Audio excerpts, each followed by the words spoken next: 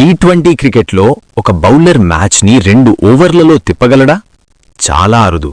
కాని వరుణ్ చక్రవర్తి విషయంలో అది అసాధ్యం కాదు, అది సాధారణమవుతోంది.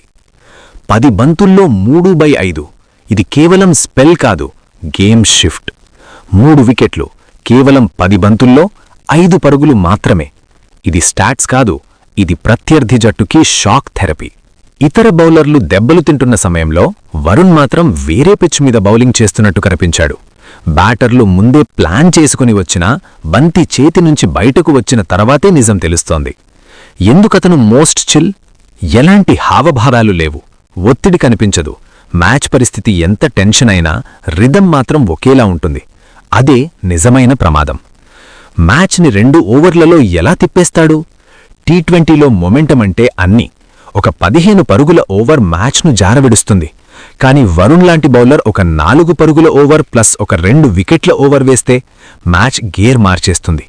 అతని వెరైటీలు, కెర్రం బాల్, గూగ్లీ, స్పీడ్ మార్పులు ఇవి బ్యాటర్ను షాట్ ఆడే ముందే సందేహంలో పడేస్తాయి. వరల్డ్ నంబర్ 1 అంటే ఏమిటి?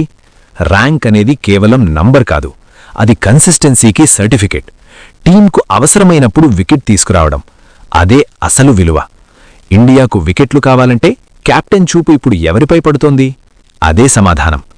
నిజం ఒక్కటే, టీ20 ఫార్మాట్లో భారత జట్టుకు బంతితో అతిపెద్ద మ్యాచ్ విన్నర్ ప్రస్తుతం వరుణ్ చక్రవర్తే. హైప్ కాదు, ఎమోషన్ కాదు, ఫ్యాక్ట్స్ మాట్లాడుతున్నాయి.